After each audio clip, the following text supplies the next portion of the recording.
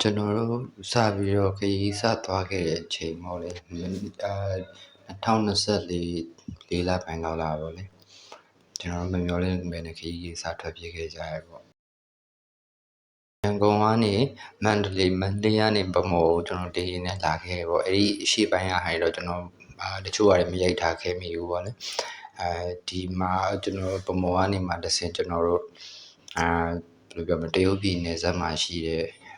မြို့လေးတစ်မြို့ပေါ့ဒီမြို့လေးတစ်မြို့ကျွန်တော်တို့စပြီးခီးစထွက်ခဲ့ကြရပေါ့ဗမော်ကနေမှအဲ့တုန်းကဖြစ်ချင်တော့လမ်းခီးမှလည်းတော်တော်ခက်ခဲကြမ်းတမ်းနေပေါ့လေလမ်းကအခုကင်မရာကောင်းကောင်းမရိုက်နိုင်ဘူးပေါ့ဒီကင်မရာတော့တော်တော်လှုပ်ခက်ခက်နဲ့ရိုက်ထားရတဲ့အခြေအနေပေါ့လေပြီးတော့ဖြစ်ချင်တော့လည်းအဲ့တုန်းစစ်ပွဲတိုက်ပွဲဖြစ်နေတဲ့အချိန်ကျွန်တော်တို့သွားနေတယ်ဆိုတာလေကျွန်တော်မိုင်ရန်ဆိုတဲ့မြို့ကလေးကိုသွားနေတာပေါ့လေ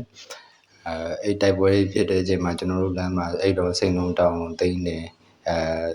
တိုက်ပွဲမဖြစ်ခင်တရက်ပေါ့အဲ့မတိုင်ခင်တရက်မှာကျွန်တော်တို့ကအဲ့လမ်းကိုဖြတ်ခဲ့ရတယ်ကျွန်တော်တို့သွားပြီးနောက်တရက်မှာပဲ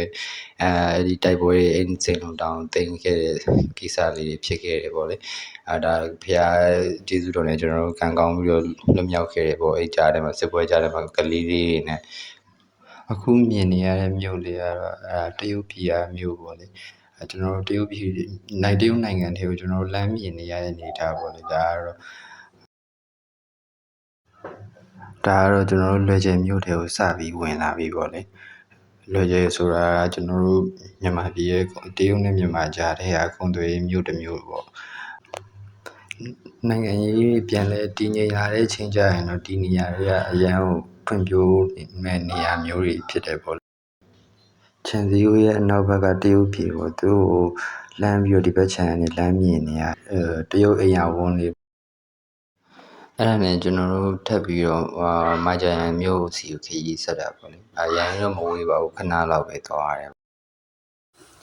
ဒါကတော့မိုင်ဂျန်မှာရှိတဲ့ကျွန်တော်မရဲ့အရှိမရိုက်ထားတဲ့မြင်ကွင်းလေးပေါ့လေအရန်တာရပြီးတော့လာပါတဲ့ကလောမျိုးလိုမျိုးအေးချမ်းတဲ့မြို့လေးတစ်မြို့ပဲသူကပညာရေးမြို့တော်လေးဖြစ်တယ်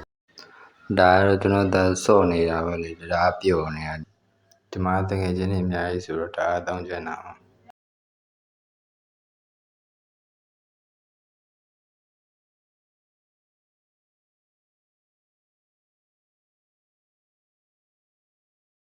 နောက်တရက်မှစပြီးတော့ကျွန်တော်အမျိုးသမီးရဲ့အဖေနဲ့မေစီကိုကျွန်တော်တို့ခီးဆက်ခဲ့တယ်ပေါ့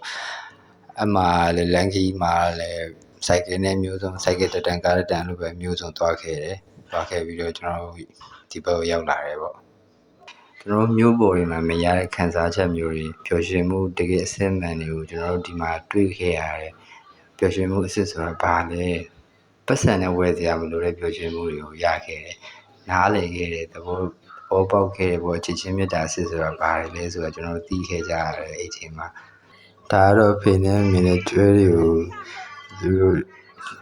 အိမ်ပြန်လာလို့ပြန်ပြီးတော့မောင်းထုတ်နေတဲ့အခြေအနေပေါ့လေအမှန်ကတော့ရွာထိပ်မှာမြတ်သွားစားလို့ရအောင်မောင်းတာပါအကောင်းနဲ့ပါ